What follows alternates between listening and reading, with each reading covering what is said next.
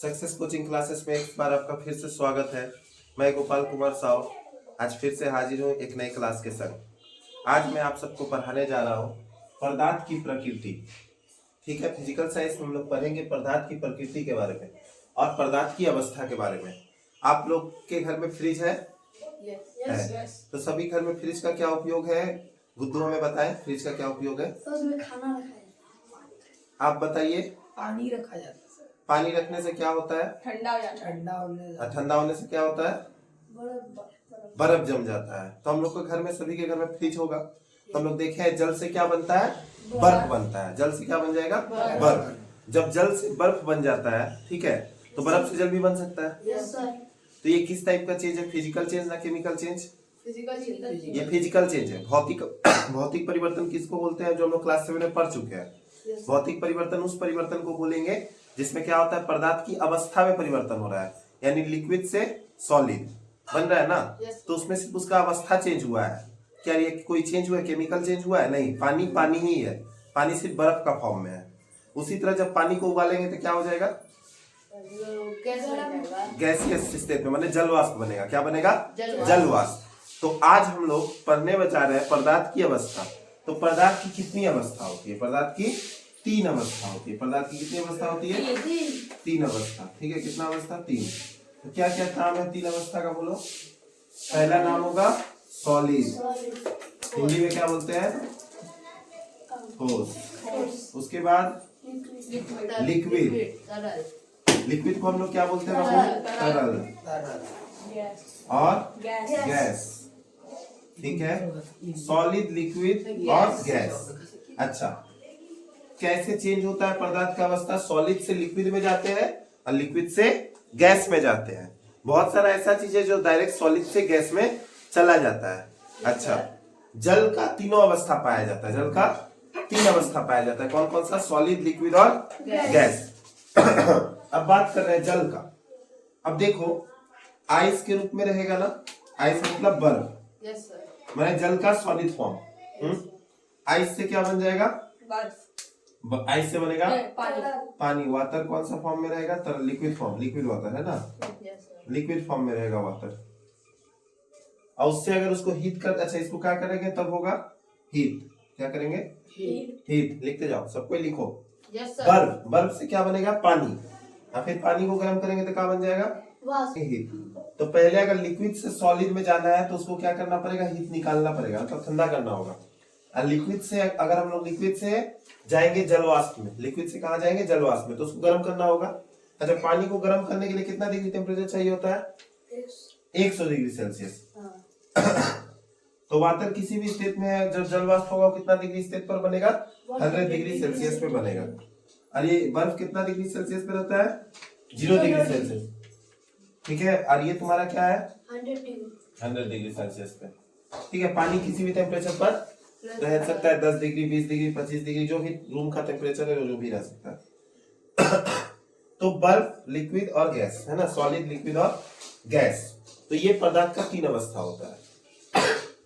अब पदार्थ का तीनों अवस्था का हम लोग केमिकल स्ट्रक्चर जानने का कोशिश करते हैं कि पदार्थ का जो एटम से बना है, जो अणु से बना है पदार्थ, उस अणु का स्ट्रक्चर कैसा है, अणुओं को हम जानने का कोशिश करते हैं। फॉर एग्जाम्पल, हम अगर बोले सॉलिड का, यहाँ हम डायग्राम बनाएंगे सॉलिड का, यहाँ पर लिक्विड का, यहाँ गैस का। ठीक है, सॉलिड का पार्टिकल्स जो होगा एकदम क्या होगा?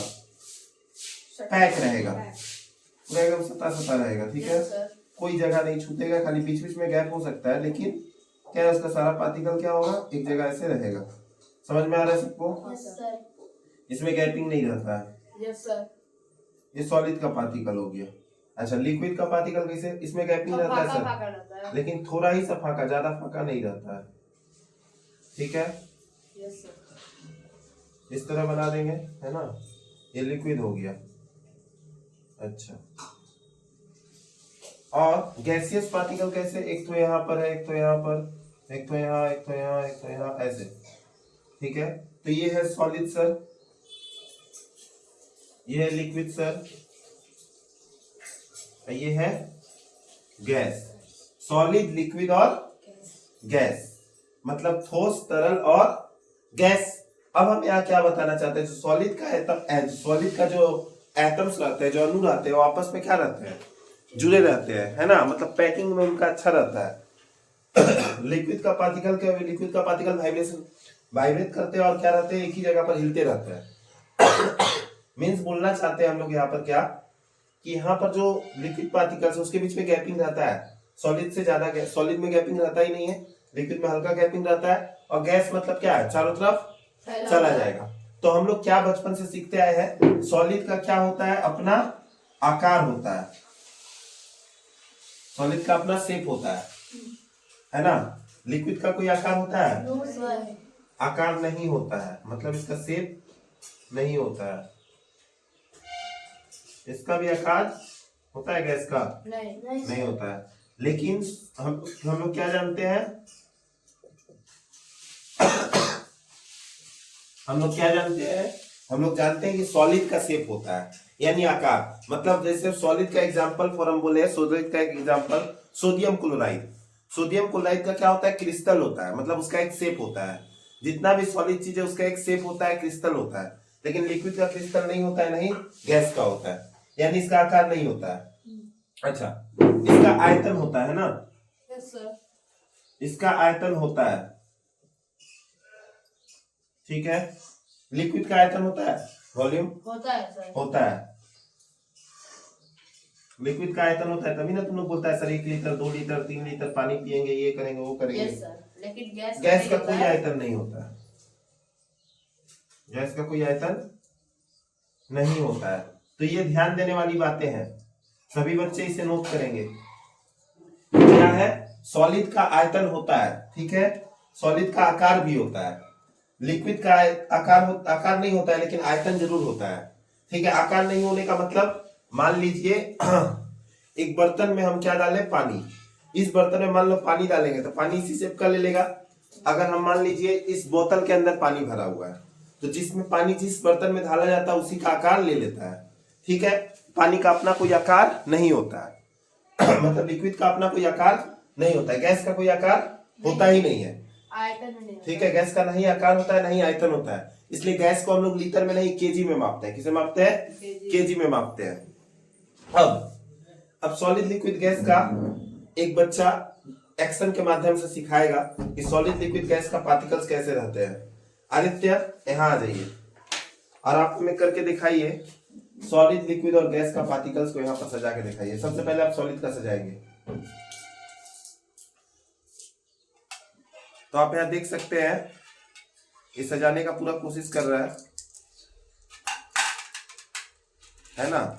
अगर ये सारा का सारा देख सकते हैं आप, यहाँ पर आपको दिख रहा है कि अगर ये सारा एक जगह पर है तो ये क्या है सर, ये है सॉलिड। अच्छा, ये सारा क्या है सर, सॉलिड। ये बच्चा वो दिखाया कि सर सॉलिड का जो पार्टिकल रहता है वो आपस में चिपका हुआ रहता है। अगर लिक्विड का बोले तो लिक्विड थोड़ा सा क्या होगा, फाका फाका रहेगा, ठीक है। लिक्विड थोड़ा सा फाका रहेगा, ठीक है। थोड़ा थोड़ा मतलब आपस में वाइब्रेट करते रहेगा पार्टिकल्स, और थोड़ा अलग अलग रहेगा, आप समझ सकते हैं। अच्छा, अगर ये गैस पार्टिकल्स रहता तो कैसा रहता, गैस रहता तो एक यहाँ एक यहाँ, ये लोग आपस में क्या करता है, धक्का मारते रहता है, एक दूसरा पर धक्का मारते रहता है। देखिए एक दूसरा पर क्या कर रहा है, धक्का मार रहा है। ये देखिए गैस का पार्टिकल, देखिए ऐसे आपस में धक्का मारते रहता है, इधर उधर लड़ते रहता है, दीवार पर लड़ रहा है इसका, और सब जगह लड़ रहा है, ठीक है। आपको दिख रहा है, देख सकते हैं, देखिए ये गैस पार्टिकल्स है, ठीक है। तो समझ में आ गया गैस का पार्टिकल्स कैसे मूव करेगा, हियर एंड देयर, ठीक है। ऑटोमेटिक मूव कर रहा है ये गैस का पार्टिकल्स इसी तरह मूव करते रहता है जैसे बच्चे क्लास में मूव करते हैं, है ना। बच्चे क्लास में ऐसे ही मूव करते हैं, समझ में आया बात को। जो बच्चे रहते हैं, छोटे बच्चे, कभी दीवार में लड़ जाते हैं, कभी एक दूसरे से लड़ जाते हैं, कभी बदमाशी करने लगते हैं, ठीक है। तो ये आपका गैस पार्टिकल का बिहेवियर है। चलिए, तो हम लोग यहां तक हम लोग क्या समझे कि सॉलिड, लिक्विड और गैस का इंटर एटॉमिक स्ट्रक्चर कैसा होता है, उसका क्या प्रॉपर्टीज होता है, उसका फिजिकल चीज के बारे में जाने। अब हम लोग जानेंगे